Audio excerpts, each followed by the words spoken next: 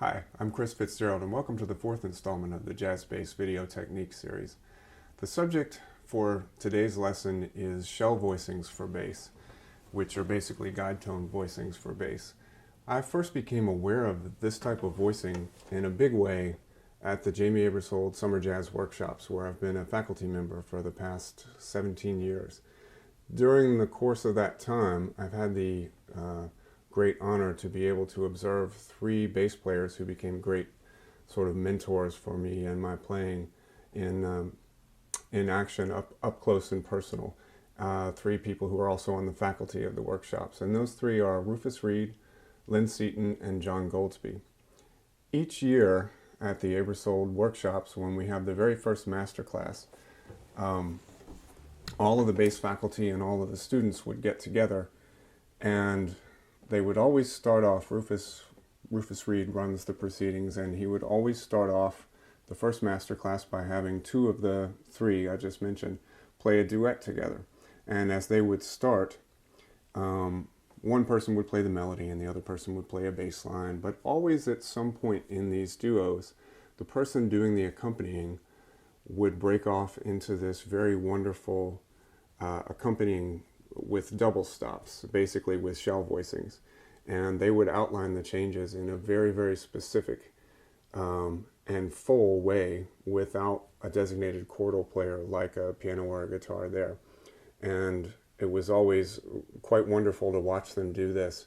And so I decided when putting this series together that a couple of the videos would be about the techniques that they use to put these shell voicing choruses of accompaniment together and the techniques that they used. So in this episode, we're going to cover basically 3 or 4 topics. The first will be the different types of double stops that are used to create shell voicings. One is the 10th and one is the 7th.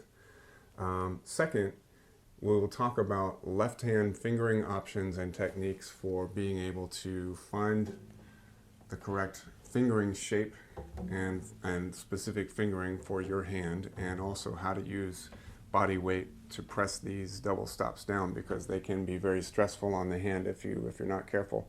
And third, we will talk about how to produce the sound in the right hand to make the double stops speak as clearly as possible, because it requires a special technique since you're plucking 2 notes at once.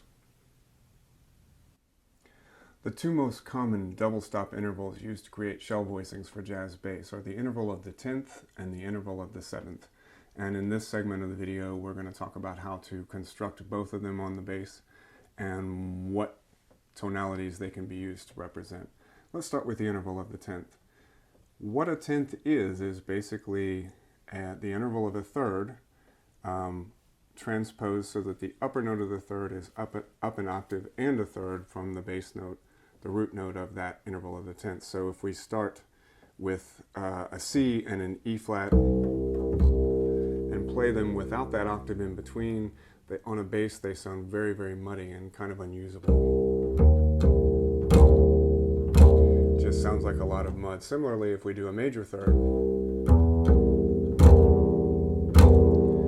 they're so low and so thick that they really don't speak. So most jazz bassists, when using double stop interval of a third, they'll put an octave in between the bottom note and the top note, creating the interval of a 10th, which gives us more of a sound like this for the minor 10th, and that for the major 10th. To talk about how to construct them, the easiest way is to imagine that the double bass were more like a bass guitar, and that we will imagine that our instrument has imaginary frets on it so that we can talk about positions from the bottom note to the top. To make a major 10th, you put your finger on the 4th string, and then on the 1st string, 1/2 step over in position, or 1 fret higher if you're thinking of the bass guitar analogy, you would put a finger on the 1st string. So you would get the notes, if we're starting from a C, you would get a C natural on the 4th string, and an E natural on the 1st string. And that gives us the interval of the major 10th. Like all double stops on the bass, this interval and this double stop is transposable just by moving the shape around. So if I take the interval of the major 10th and just move it around the bass,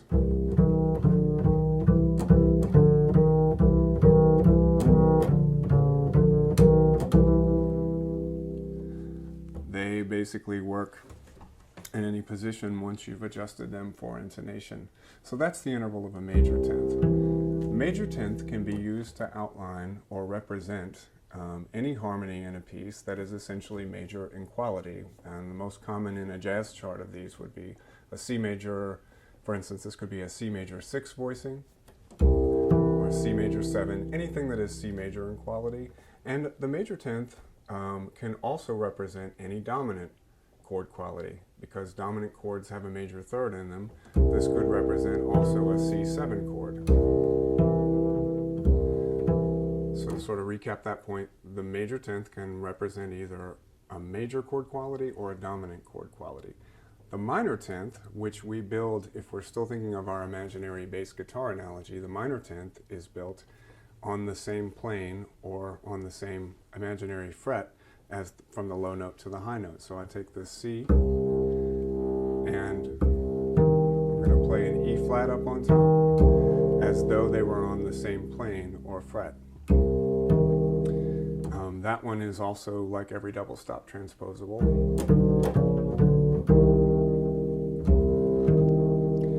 And the minor 10th represents any chord which is essentially minor in quality. The most common of these in a jazz tune would be a minor 7 chord, such as the first chord in a 2-5-1. But it can also be, for instance, a half diminished chord or minor 7 flat 5 harmony, because those harmonies contain the root and a minor third. So to sort of summarize about the tenths: major 10th, note on the 4th string and a note a half step higher on the 1st string. Major 10th represents major and dominant harmonies. Minor 10th, note on the 4th string and the 1st string in the same position or on the same imaginary fret, represents minor or minor 7 flat 5 type of harmonies. The other type of interval that is very commonly used by jazz bassists for shell voicings and double stops is the interval of a 7th. And before I introduce that, let me talk about why we don't just play all over the bass with tenths. If you only had one type of voicing, in this case we have major and minor tenths, if I were to play an entire song, an entire progression, just moving tenths around the bass, it is possible to do it, but it would mean that I had to travel a very great distance from one chord to the next to cover the root motion of the song. So if I were playing in the intro clip of this this episode, I started with double stops on the song Fly Me to the Moon. If I were to play Fly Me to the Moon using only tenths, it would sound something like this.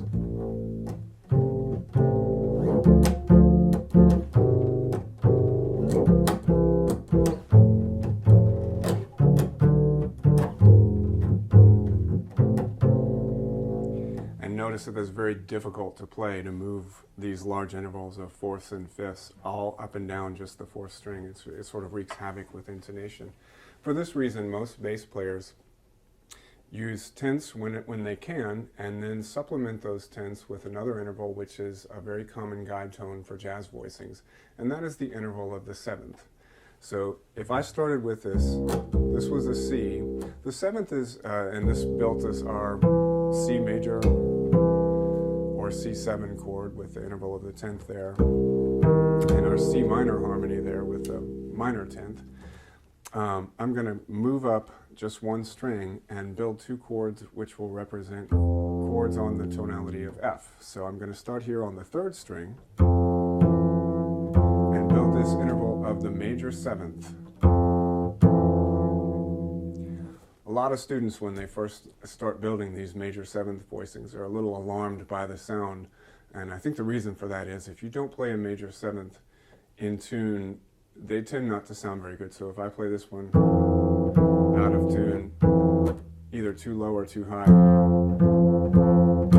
they tend not to sound very good. But once you dial them in, the interval of the major 7th is a very effective guide tone, and that interval covers obviously major 7 harmonies. It's going to be the harmony which most consistently uses the interval of a major 7th.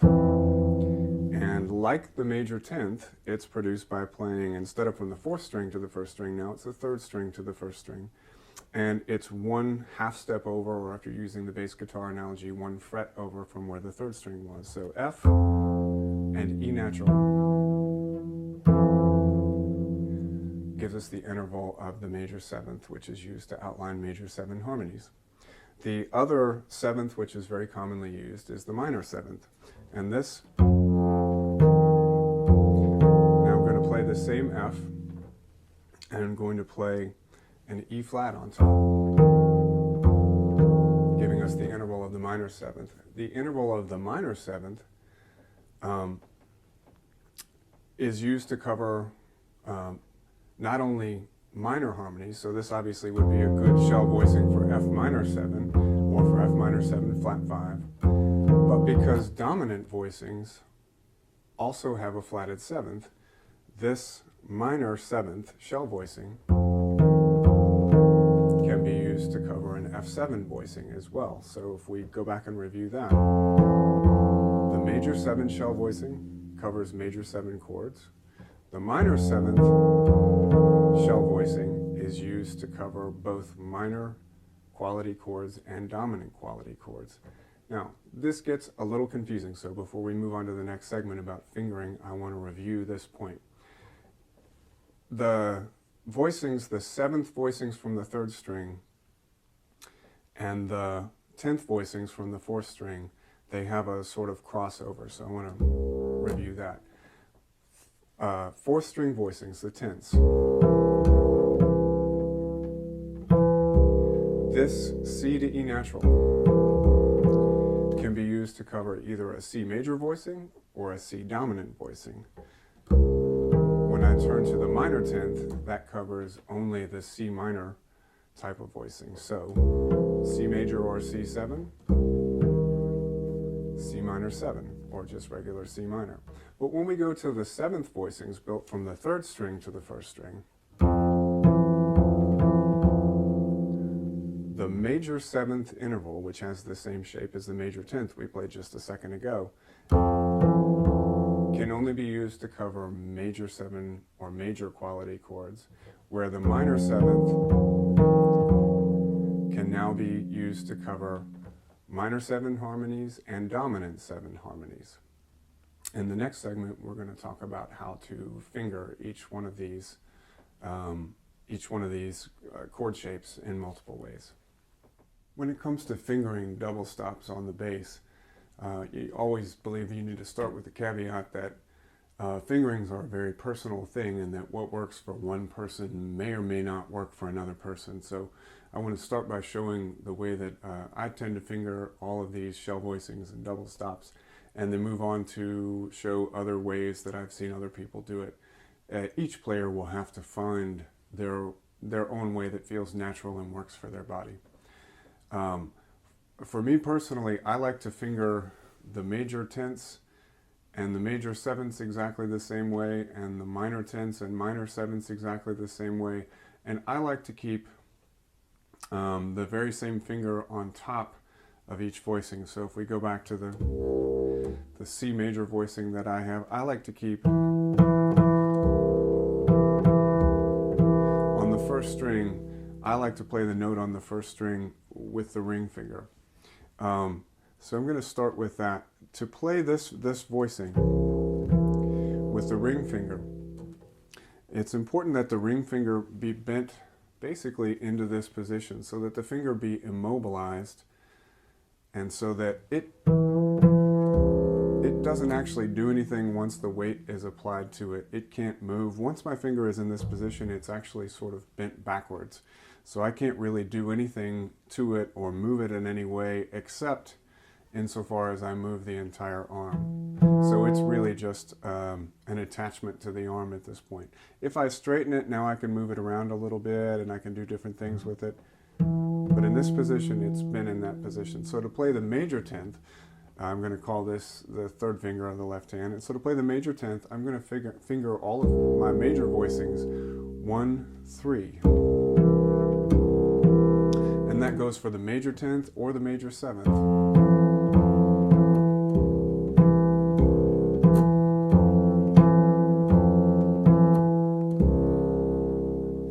So both sets of major voicings, I'll finger 1, 3. And it kind of makes sense positionally speaking because of the way that the arm is angled up towards the fingerboard. So all major voicings will be fingered 1, 3. All minor voicings would then be fingered 2, 3. So what I'm going to do is move this down to the E flat, and now I'm going to take my middle finger and move back and forth from the C minor 10th to the C minor, to the F minor 7th. So there's the minor 10th and the minor 7th. So let me review that just real quickly. The major 10th, fingered 1, 3. The major 7th, likewise.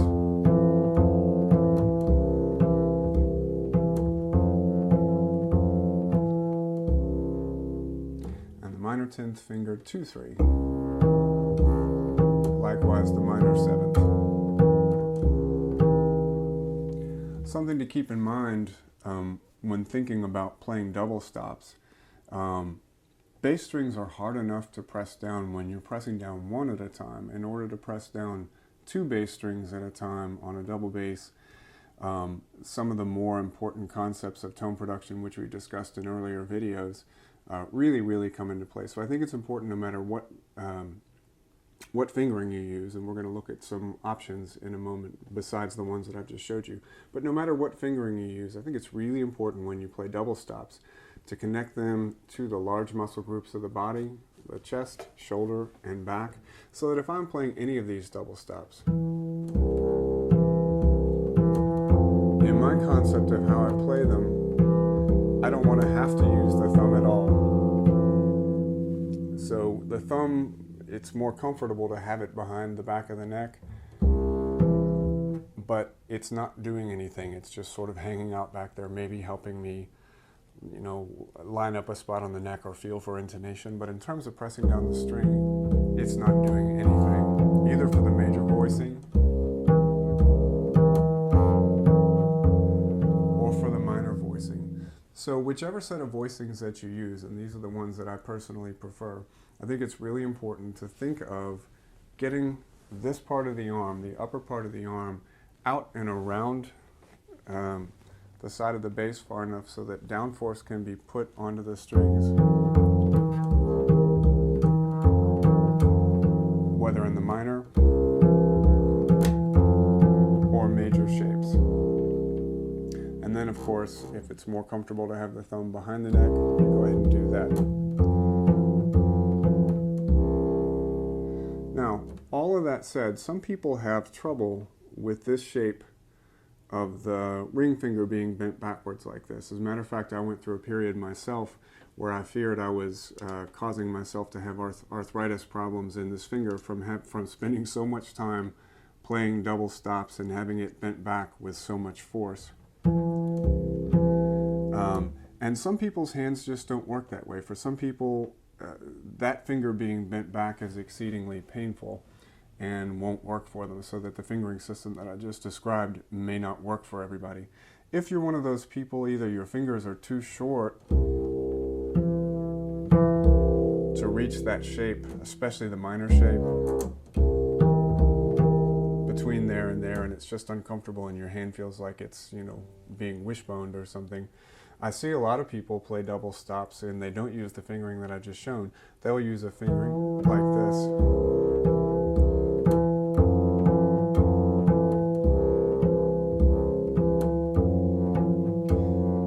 Which is basically the same concept, except instead of using the ring finger for the top string, they'll use the pinky for the top string. And in this case, when you do that, the pinky doesn't have to be squished or flattened as badly as the ring finger does in order to fit. So you can play your major 10s and 7s with a 2/4 fingering.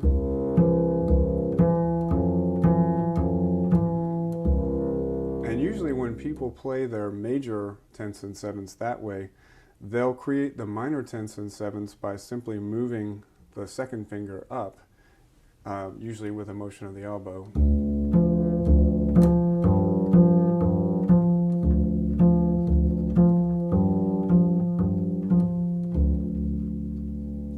Like so. But the 7th can be played in a number of ways, but the two most common ways I see that the 10ths being played are with a 1/3 fingering,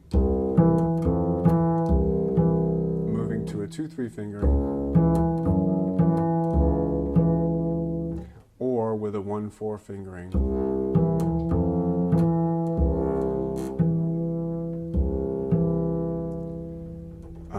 Moving to another 1/4 fingering where the, another 2/4 fingering where the second finger moves up a half step.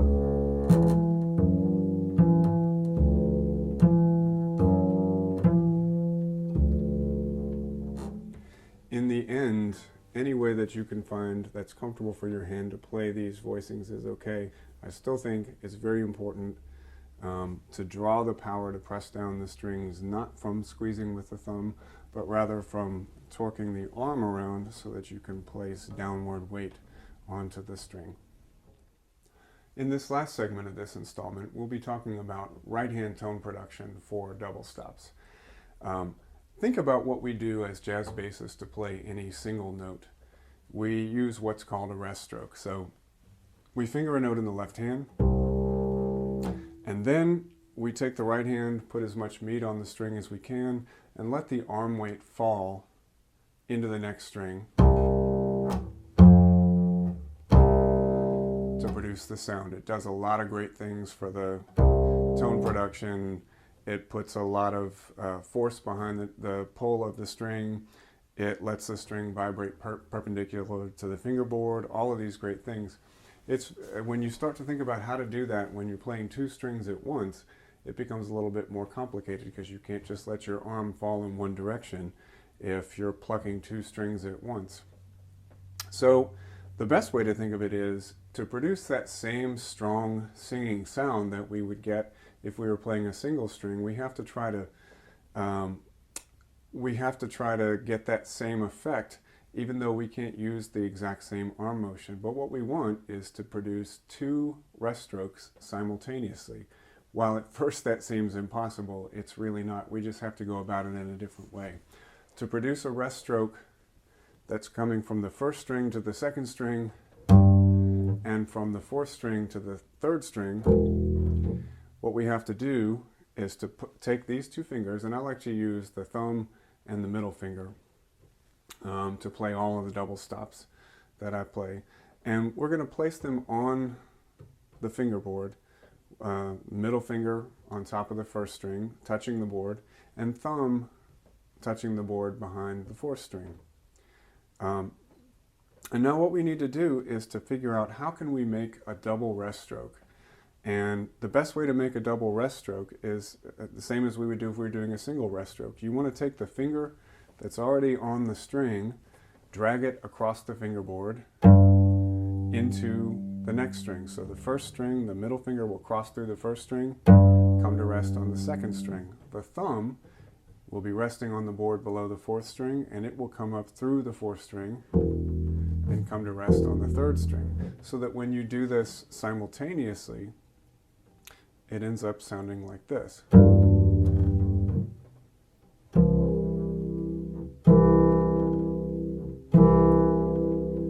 Now notice what happens if you look at the two middle strings where these fingers are coming to rest.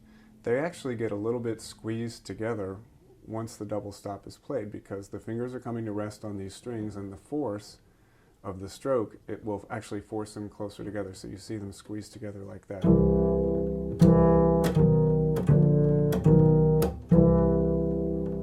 Now, playing a double rest stroke like this can be very difficult if you think of the fingers as being in exactly the same plane. First of all, it's very hard to get your fingers in exactly the same plane, the thumb and the middle finger. You kind of have to contort your hand in a very funny way. But once you do that, if you do it that way, then all of the force that you're getting comes from the squeezing of these two fingers together, which is not very healthy, because that sort of puts everything in the forearm, which you don't want. Again, with everything technical, we want to try and connect it to the larger muscle groups of the body. So in the right arm, since we can't just drop our arm and create a double rest stroke, what we're going to try to do is to put these fingers on a different plane on the fingerboard as we're getting ready to pluck, and then use this motion of turning a doorknob so that these fingers are basically extended. The thumb and the middle finger are extended. And instead of just squeezing them together, I'm going to use this motion of turning so that, if you see where they end up, the middle finger is up here closer to the bridge, and the thumb is down here closer to the body. It's a big difference between going like this, which concentrates all of the force in the forearm, and this, which is that very slight turning of a doorknob motion.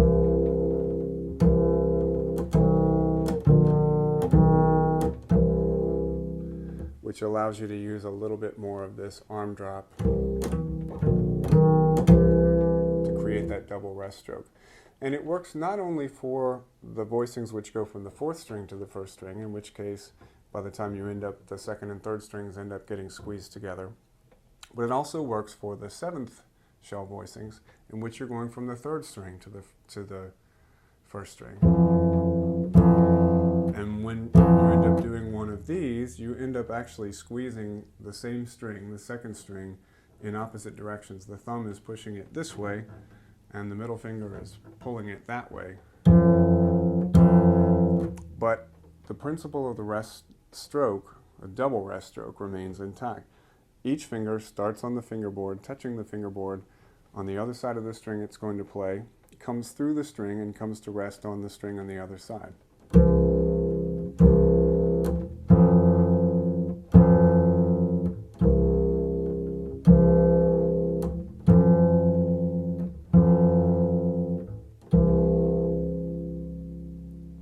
And in this way, you can produce a stroke which sounds a lot like, if not completely identical to, the regular single note rest stroke that we use when normally playing jazz bass.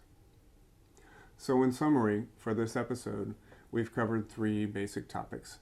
We've talked about the two most common types of intervals used to create double stop shell voicings, which are the interval of the 10th and the 7th. For each of those intervals, there is a major and a minor variety. Second, we have talked about left-hand fingering options for playing these 10th and 7th shell voicings.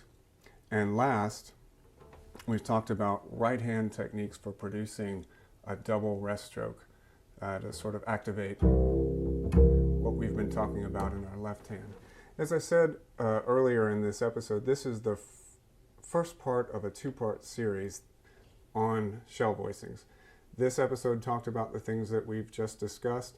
In the next episode, we'll be talking about a system of voice leading, and which will allow us to take an entire chord progression, usually an entire tune, and to see how to combine those 10ths and those 7ths into a logical and systematic way of voice leading, which will allow us to imagine how the voice leading movement from 10th to 7th and back to 10th again will work for the entire tune before we've even picked up a bass. We'll be able to imagine the voice leading principles behind putting these progressions together. That's it for this episode. Thanks for tuning in, and I hope to see you next time.